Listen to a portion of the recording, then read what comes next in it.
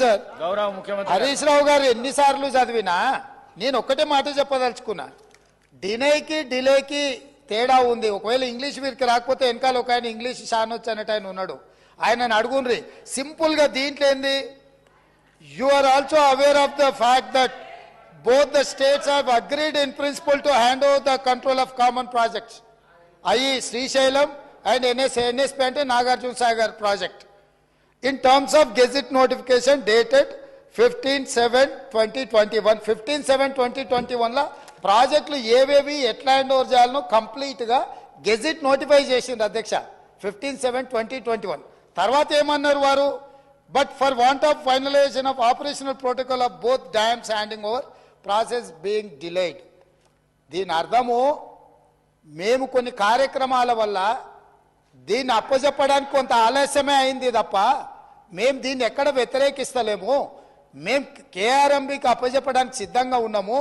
ఈ లోపల ఆంధ్రప్రదేశ్ నుంచి వాళ్ళు పోలీసులతో వచ్చి దాన్ని పొజిషన్ తీసుకున్నారు.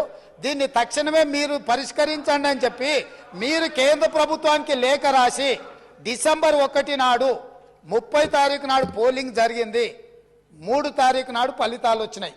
1 తారీఖు డిసెంబర్ నాడు స్పష్టంగా ఆనాటి ముఖ్యమంత్రి మరియు సాగునీటి పారుదల శాఖ మంత్రి కల్వకుంట్ల చంద్రశేఖరరావు గారు, వారి ప్రిన్సిపల్ సెక్రటరీ, సాగునీటి పారుదల సెక్రటరీగా అఫీషియల్గా వీళ్ళు లెటర్ రాసి ఇన్ని రోజులు ఇన్ని నీతులు చెప్తున్నాడు కదా, ఇన్ని రోజులు మా స్మితా సబర్వాల్ గారు ఈ రకమైన లేఖ రాసిండ్రు, మా ప్రభుత్వ విధానము అని ఎప్పుడైనా చెప్పిండా? ఈరోజు ఉత్తమ్ కుమార్ రెడ్డి గారి లేఖ తీసుకొచ్చి బయట పెట్టినాక ఇప్పుడు మాట్లాడుతున్నారు ఏంది, అవును మా స్మితా సబర్వాల్ గారు లేఖ రాసిండ్రు, మా ముఖ్యమంత్రి గారి ఆలోచననే ఇది అని.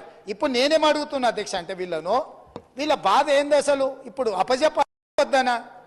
వద్దని మేము అన్నప్పుడు తీర్మానం చేసినప్పుడు చర్చలకు శశపిశలకు తావెక్కడిది? 100% ఈ ప్రభుత్వం ప్రతిపాదించిన ఉత్తమ్ కుమార్ రెడ్డి గారి సభలో ప్రవేశపెట్టిన తీర్మానానికి అన్కండిషనల్ గా మేము మద్దతు ఇస్తున్నాము. పదండి ఢిల్లీకి పోదాం కొట్లాడదామని వాళ్ళ నోటి నుంచి వస్తలేదు ఎందుకు అధ్యక్ష? అసలు వాళ్ళ నాయకుడు ఎందుకు రాలేదు, ఎందుకు ముఖం చాటేసిండు అంటే ఈ రోజు ఇక్కడికి వస్తే వీళ్ళకి ఎవరికి విలువలేదు అధ్యక్ష. పార్టీలో వీళ్ళ మాటకు విలువలేదు, మనుషులకు విలువలేదు.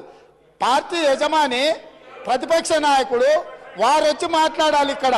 వారు ఎందుకు ఈరోజు ఇంత ముఖ్యమైన కృష్ణానది జలాలకు సంబంధించి శాశ్వతంగా తెలంగాణ రైతాంగం జీవితాల మీద మరణ శాసనం రాసే పరిస్థితులు ఉత్పన్నమైతే వారు సభలోకి రాకుండా, ఈ సభలో జరుగుతున్న చర్చలో వారి అభిప్రాయం చెప్పకుండా, వీరు చెప్పే అభిప్రాయానికి ఎలాంటి విలువ లేదు.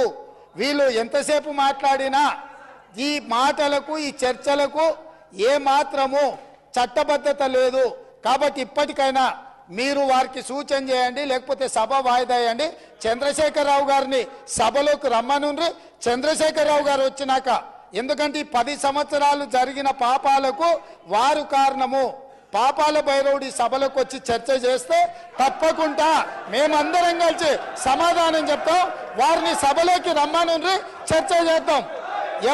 ఎవరు తప్పు చేసిండ్రు, ఎవరు తెలంగాణకు అన్యాయం చేసిండ్రు, ఎవరు తెలంగాణకు రావాల్సిన కృష్ణానది జలాలలో వాటాలను ఎవరు తెగ నమ్ముకున్నారు, ఎవరు చేపల పులుసుకి అలసిచ్చిండ్రు తెలంగాణ నీళ్ళ దోపిడీకి, వారి సభలోకి రమ్మనుండి.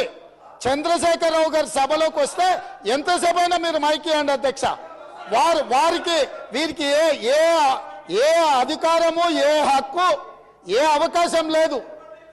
కాబట్టి చంద్రశేఖరరావు గారు ఈ సభలోకి వచ్చి వారు మాట్లాడితే ఇక వారు మాట్లాడడానికి ఏమీ లేదు, వారు చెప్తే వినడానికి కూడా ఏమీ లేదు అధ్యక్ష.